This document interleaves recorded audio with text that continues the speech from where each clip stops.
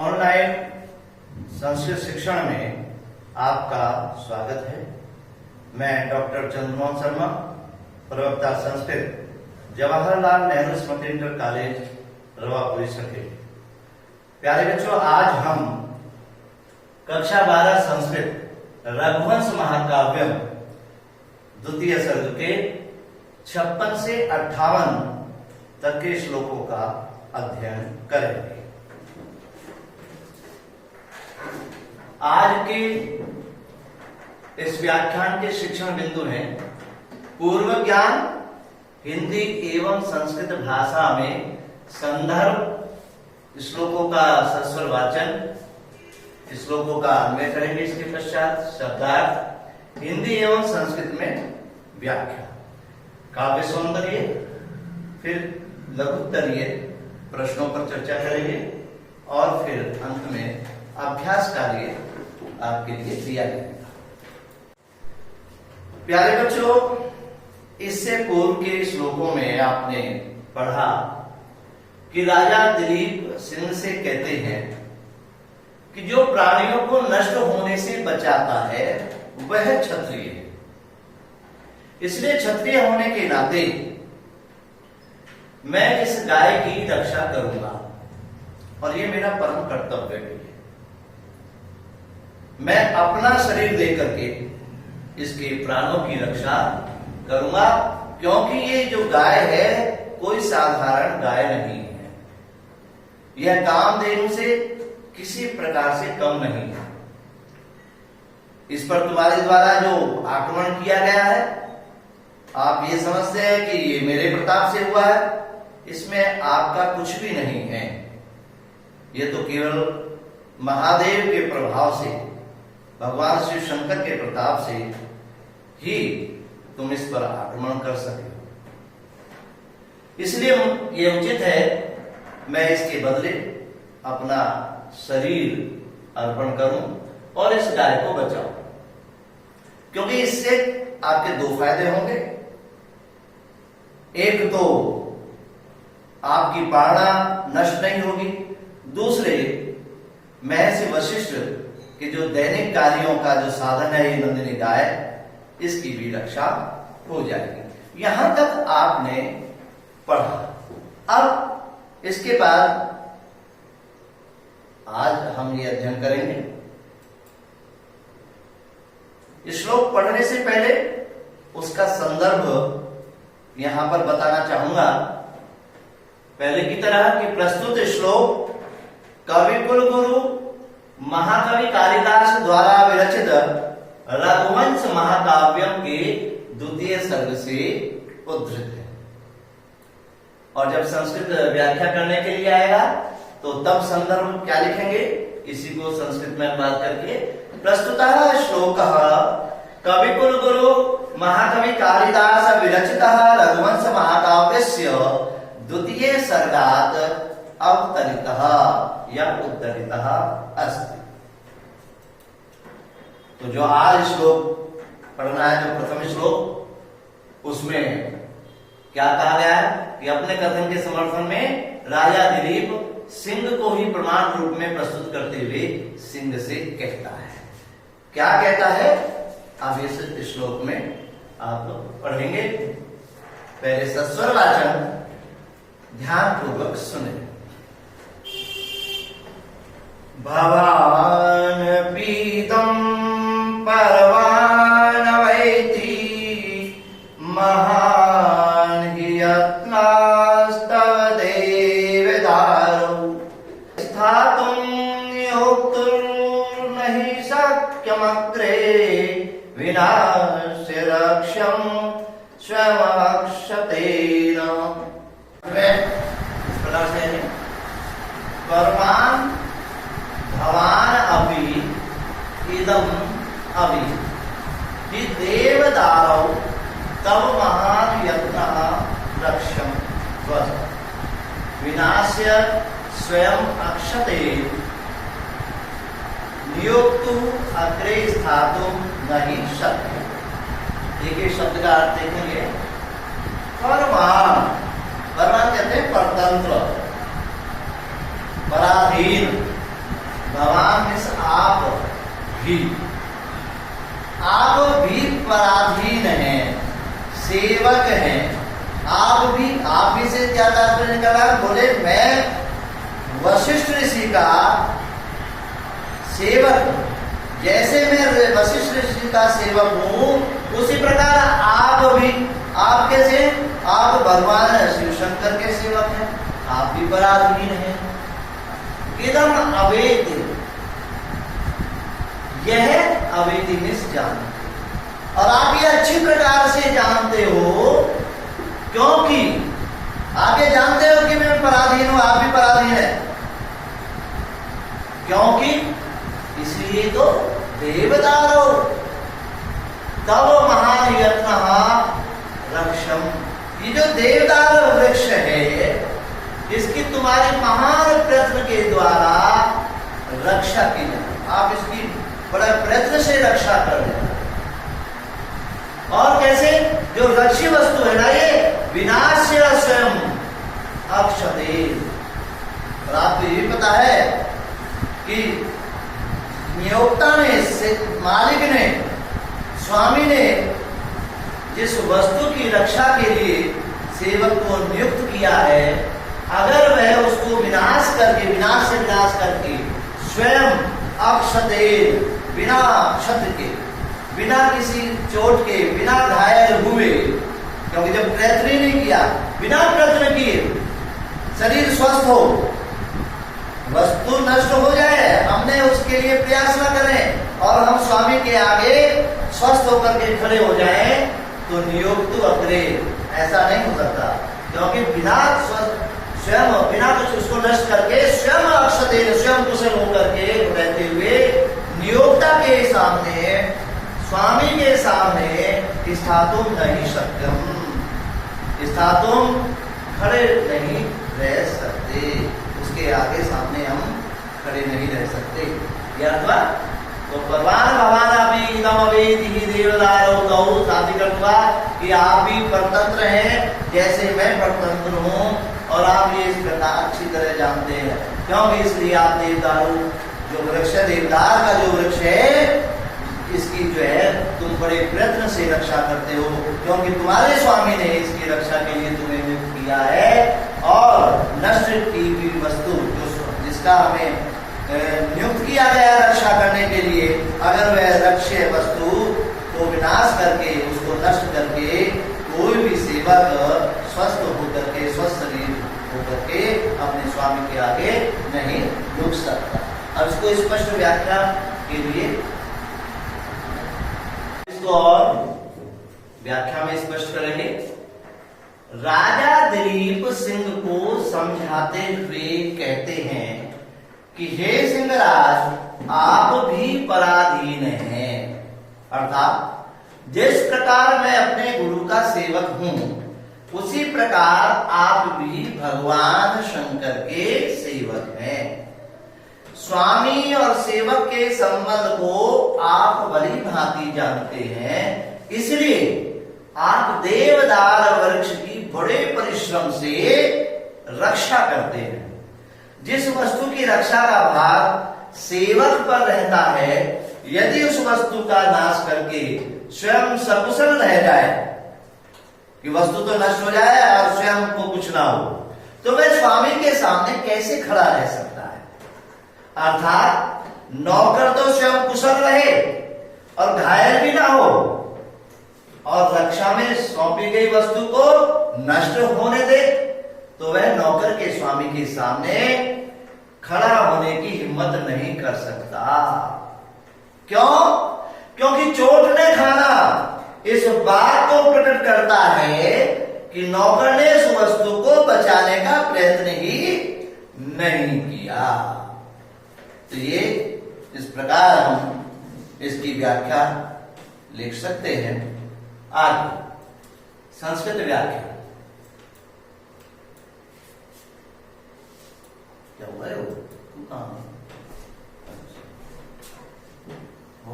संस्कृत व्याख्या। भवानपि शिव सेवकः, राजा कथयति कि भगवान भी आप भी शिव जी के सेवक हैं। निज भर्तु पराधीना भगवान सम्यक जानाति एव। निज भर्तु अपने स्वामी के पराधीना, अपने स्वामी के पराधीन होने वाले, पराधीन रहने वाले आप सम्यक अच्छी प्रकार से जानाति एव, जानते ही हैं। क्योंकि यथा, क्योंकि भगवान अपनी देवदार रक्षणे, आप भी देवदार की रक्षा करने में बद्ध परिकरो अस्ति, बद्ध कटिबद्ध है। अतः रक्षणीय वस्तु विनाश से, रक्षा के योग्य वस्तु का विनाश करके स्वस्थ शरीर सन और स्वस्थ शरीर रहते हुए सेवक स्वामिनः पुरतः, स्वामी के सामने कथम स्थातुं शक्नोति, कैसे खड़ा रह सकता है। स्वस्थम सेवकम वीक्ष्य, स्वस्थ सेवकम वीक्ष्य, सेवक को देख करके, को नाम स्वामी, कौन ऐसा स्वामी है जो तस्य रक्षा प्रयत्न प्रामाणिकम जानियात, जो उसके रक्षा के प्रयत्न को प्रमाणित जाने। मतलब कौन ऐसा स्वामी होगा कि स्वस्थ आकर के खड़ा है कि साहब वो तो नष्ट होगी, मैंने बचा नहीं सका। बचाने के लिए क्या प्रयत्न किया है, वो उसमें लक्षित नहीं हो रहे, वह स्वस्थ खड़ा है, तो स्वामी के मन में ये अवश्य आएगा कि इसने अपने जो जिम्मेदारी है, अपने दायित्व का सही निर्वहन नहीं किया। ये संस्कृत व्याख्या। अब इससे अगला श्लोक, राजा को अपने यश की चिंता अधिक है, शरीर की नहीं, यह इस श्लोक में बताया गया है। सस्वर वाचन करेंगे पहले। किमप्यहिंस्यास्तव चेन्मतोऽहं यशः शरीरे भव मे दयालु एकांत विध्वंसि सुमल्विधानां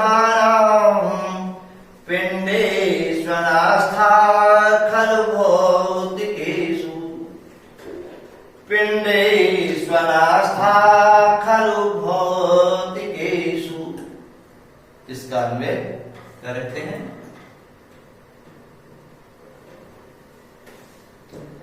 किमपि अहम तव आहिंस्यः मतः अस्मि चेत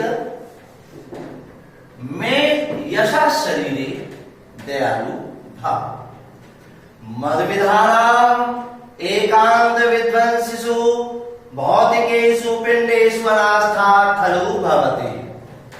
अब इनका एक शब्द का अर्थ हम देखेंगे। किमपि, पहले अपनी बात को कह रहा, अथवा अहम तव आहिंस्यः मतः, मैं तव तुम्हारे द्वारा अहिंस्यः हिंसा के योग्य नहीं, अर्थात मारे जाने योग्य नहीं हूं। तुम्हारे मत में मैं तो है अहिंस्यः, हिंसा के योग्य मता मारा गया अस्मिन् हूं, कि मैं तुम्हारी दृष्टि में, तुम्हारे खतर से ऐसा लगता है कि मैं अहिंस्य हूं, मेरा वध नहीं किया जाना चाहिए, क्योंकि आप कह चुके हैं कि तुम्हें इस गाय के बदले अपने इस सुंदर शरीर का, अपने राज्य का तुम्हें जो है त्यागना नहीं चाहिए, है ना। तुम्हें जीवित रहने की आवश्यकता है।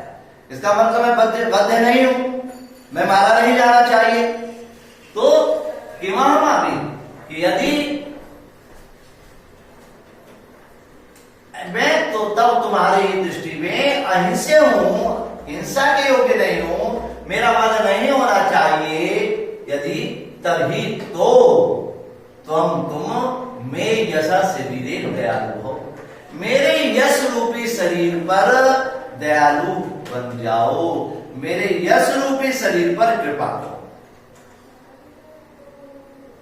क्योंकि कि मेरे शरीर पर, मेरे शरीर है, लेकिन मैं चाहता हूं मेरे भौतिक शरीर नहीं, यश रूपी शरीर पर दया करो।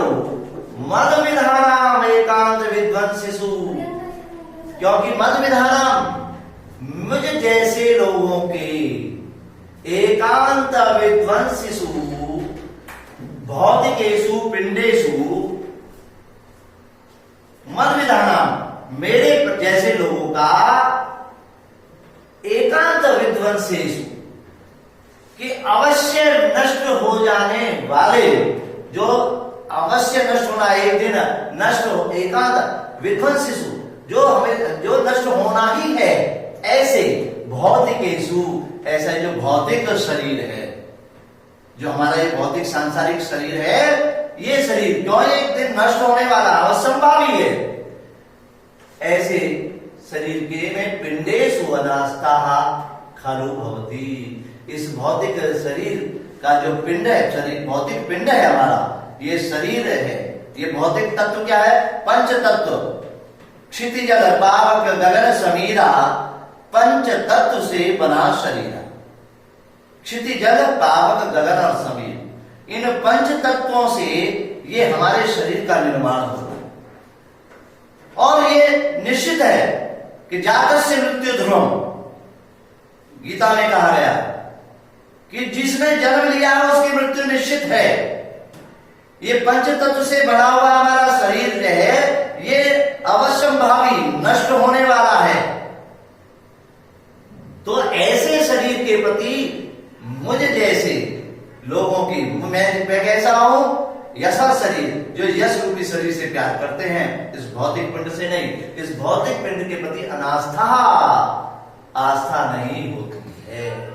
ये मैंने शाब्दिक अर्थ यहां पर दिया है, और ये शब्दार्थ भी एक एक शब्द के यहां पर भी दिए हैं आपकी सुविधा के लिए। आप इसको देखेंगे, आगे हम इसकी व्याख्या करते हैं।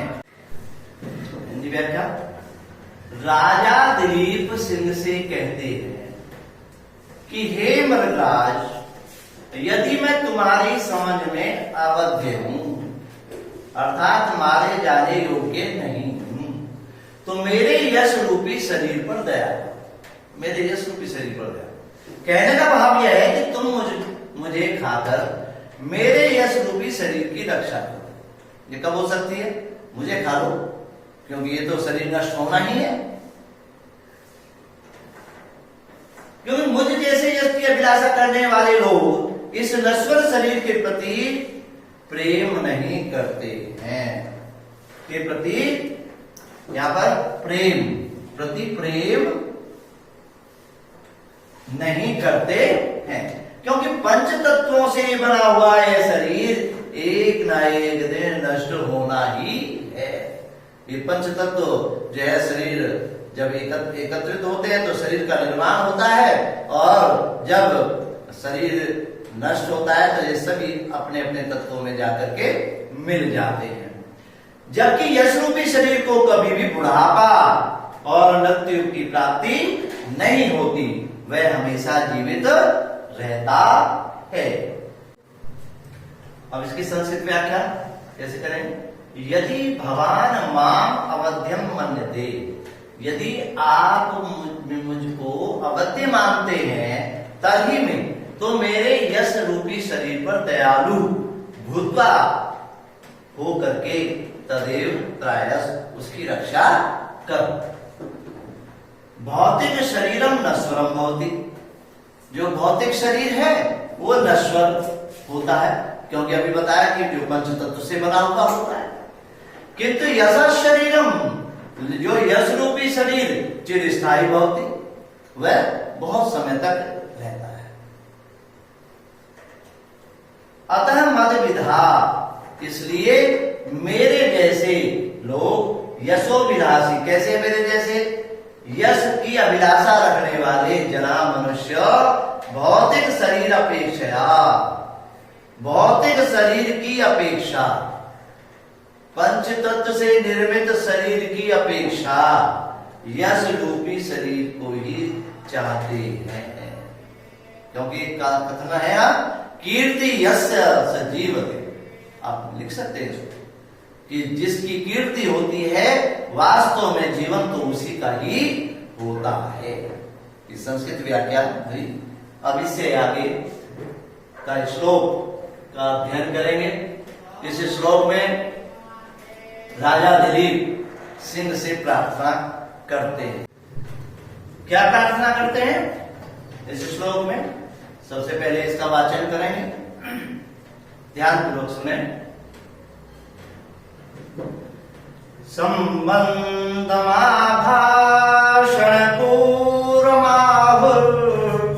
वृत्तः सेनौ संगतयोर्वनान्ते तद्भूतनाथानुगः नार्हसि त्वं संबन्धिनो मे प्रणयं विहन्तुं संबन्धिनो मे प्रणयं विहन्तुं। इसका अन्वय देखिए, संबंधम आभाषण पूर्वम आहु सवनान्ते संगतयो नौ वृत्तः तद भूतनाथानुगो त्वं संबंधिनः मे प्रणयं विहन्तुं न अर्हसि। अब इसका एक शब्द का अर्थ देखेंगे। संबंधम, जो संबंध है, मित्रता है, वो क्या है? आभाषण पूर्वम आहु, बातचीत को कहा है। आभाषण पूर्वम, जो परस्पर जो वार्तालाप है, परस्पर जो बातचीत है, उसी से संबंध स्थापित होता है। परस्पर बातचीत को ही संबंध कहा है। और सवनान्ते संगतयो नो वृत्तम, भाई विद्वानों का एक कथन है कि जो संबंध बनते हैं, परस्पर बात, कोई भी संबंध बनना है, सब जब हमारी किसी से मित्रता होती है, पहले बातचीत ही होती है ना। जब कोई परिवार में एक दूसरे परिवार का संबंध होता है तो बातचीत होती है ना। तो विद्वानों ने कि आभाषण परस्पर जो बातचीत है उसी को संबंध कहा है। और वह वनांते, इस वन के अंदर, वनास्यन्ते, इस वन के अंदर, संगतयो नो वृत्तः, नो हम दोनों का मिलने पर हो गया। हम दोनों मिले इस वन में और आपस में तुम्हारी हमारी बात चल रही है, तो हम संबंधी बन गए, अर्थात परस्पर मित्र बन गए। संगतयो, वन के अंदर हम दोनों के मिलने से वृत्ता हो गया। तो भूतनाथानुगा, भूतनाथ, भूतस्य नाथ महादेव, अनुगः तस्य अनुगः, उसका जो सेवक है, हे महादेव के सेवक, तुम संबंधिना में, तुम तो मेरे अब संबंधी अर्थात मित्र बन गए। प्रणयम विहन्तुं न अर्हसि, तो हम संबंधी ना, तुम मेरे संबंधी हो गए, इसलिए मैं मम में मेरे प्रणयम विहन्तुं न अर्हसि, तुम मेरी जो प्रार्थना, मैं जो प्रार्थना कर रहा हूं, क्या प्रार्थना कर रहा हूं? जो भी ऊपर कहा था कि प्रार्थना किस बात की कर रहा है?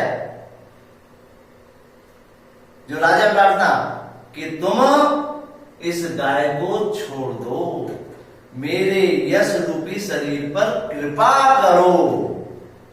ठीक है, तो यश रूपी शरीर पर कृपा करो, इस मेरी इस प्रार्थना को विहन्तुं न अर्हसि, नष्ट करने के योग्य नहीं हो, तुमको इसे जो है अस्वीकार नहीं करना चाहिए, अर्थात मेरी इस प्रार्थना को स्वीकार कर लेना चाहिए। ये मैंने इसका शाब्दिक अर्थ आपको बताया।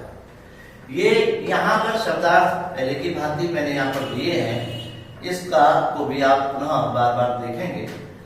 अब इसको स्पष्ट रूप से व्याख्या के रूप में कैसे देखें? उन्हें सिंह से राजा दिलीप कहता है कि विद्वानों का कहना है कि किस संबंध तो आपस की बातचीत से ही होता है। यहाँ पर यह का कहना है कि, या से नहीं है कि संबंध तो आपसी बातचीत से ही होता है। जब तक परस्पर वार्तालाप नहीं होता तब तक संबंध नहीं होता। संबंध कब होगा? जब कोई ना कोई बात तो इसमें होगी। हे भगवान, शिव के अनुचर सिंह। हे भगवान शिव जी के अनुचर सेवक सिंह, मेरा तुम्हारा संबंध तो बन चुका है। कहां बन चुका है? हम दोनों इसी वन में मिले हैं और हमारी बातचीत भी हुई है, इसलिए हम दोनों मित्र हो गए हैं। तुम्हें मेरी प्रार्थना अस्वीकार करने का अधिकार नहीं है, अर्थात मेरी प्रार्थना तुम्हें स्वीकार कर लेनी चाहिए। ये इसका हिंदी व्याख्या। अब हम इसकी संस्कृत व्याख्या करेंगे। विद्वांसः कथयन्ति, विद्वान कहते हैं, यद द्वयो संबंधः केवलम वार्ता लाभ पूर्वको भवति। कहा है कि संबंध तो द्वयो संबंध, दो का संबंध केवल वार्तालाप पूर्वक ही होता है। तद आवयोग वन मध्य, और वह हम दोनों के बीच में, हम दोनों की इस वन के अंदर मिलकर के जातम हो गई, अर्थात वह संबंध हमारा इस वन के अंदर हो गया है। अतएव हम तब संबंधी, इसलिए मैं तुम्हारा संबंधी हूं। बातचीत वार्तालाप पूर्वक ही जो है संबंध होता है, और वह संबंध हमारा हम दोनों को मिलकर के इस वन में हो गया, इसलिए मैं तुम्हारा संबंधी अर्थात मित्र हूं। तस्मात् कारणात् भवता मम प्रार्थना न स्वीकार्य, इसलिए इस कारण से आपके द्वारा मेरी प्रार्थना अस्वीकार नहीं करनी चाहिए, मेरी बात को मान लेना चाहिए। अब प्यारे बच्चों, काव्य सौंदर्य, इन तीनों श्लोकों में उपजाति छंद है। इंद्रवज्रा और उपेंद्र वज्रा दोनों को मिलाकर के उपजाति छंद बनता है, जो इन तीनों श्लोकों में है। अब आते हैं प्रश्न। संस्कृत में लघु प्रश्न, वस्तुनिष्ठ प्रश्न भी आते हैं। मैं केवल लघु उत्तरीय प्रश्न आपको दे रहा हूं। रक्ष्यम विनाश्य स्वयं अक्षते तस्य अग्रे साधु नहीं शक्य। आया है ना कि जो नियोक्ता के आगे कोई भी सेवक कुशलता पूर्वक जाकर के खड़ा नहीं हो सकता। तो रक्षक, जो रक्षक वस्तु है, रक्षा करने योग्य है, यानी जिस वस्तु की रक्षा के लिए नियुक्त किया गया है, उसका विनाश करके स्वयं कुशलता पूर्वक कस्य अग्रे साधु न सकता, किसके सामने खड़ा नहीं रह सकता, श्लोक के अनुसार। तो वास्तव है नियुक्तु अग्रे, नियुक्ता के अर्थात मालिक के सामने, मालिक के सामने, स्वामी के सामने, या जिसने नियुक्त किया है उसके सामने। भौतिकः पिंडः कीदृशः भवन्ति। जो भौतिक पिंड है वो कैसे होते हैं। अब ये बताया इससे पहले, जो भौतिक पिंड है, ये हमारा भौतिक पिंड है ना, पंचतत्व से निर्मित, ये कैसा होता है। ठीक है, एकांत विध्वंसिनो, वो नष्ट होने वाला, अवश्य नष्ट होने वाला है। तो अवश्य नष्ट कैसे होते हैं ये भौतिक पिंड, अवश्य नष्ट, एक ना एक दिन नष्ट होना है। तो इसका उत्तर एकांत विध्वंसिनो।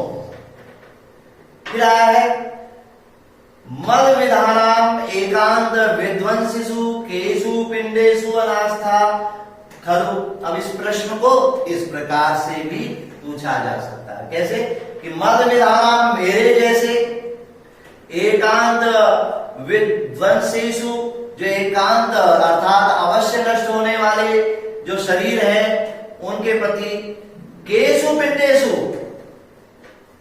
किस प्रकार के पिंडों पर, किन पिंडों पर अनास्था होती है। कैसे है वो पिंड, कैसे है, भौतिकेषु, जो भौतिक है, जो नश्वर है, ठीक है ना। तो भौतिकेषु, इसका उत्तर आएगा भौतिकेषु। अब है कम आभाषण पूर्वम आहु। कम आभाषण, सबसे बाद में श्लोक पढ़ा था, आभाषण पूर्व कहा, किसको कहा? संबंधम, संबंध, संबंधम आभाषण पूर्वम। तो यार इस प्रश्न को इस प्रकार से पूछ सकते हैं कि संबंधम क्यों पूर्वम आहु, संबंध को क्या कहा है? संबंध कैसे? आभाषण पूर्वम, कि आभाषण पूर्वम संबंधम आहु, या संबंधम आभाषण पूर्वम आहु। तो इसका उत्तर आया संबंध आभाषण पूर्वम। संबंधम किम? संबंधम आभाषण। ऐसे कक्षे वनांते संगतयो कयो संबंधः समृता। वन के अंदर, वन के बीच में मिलने पर कयो, किन दोनों का संबंध हो गया? किन दोनों का संबंध हुआ? मतलब तो की वार्तालाप चल रही है, स्वाभाविक है, सिंह था और दिलीप था, तो सिंह दिलीप भयो। किनका संबंध हुआ?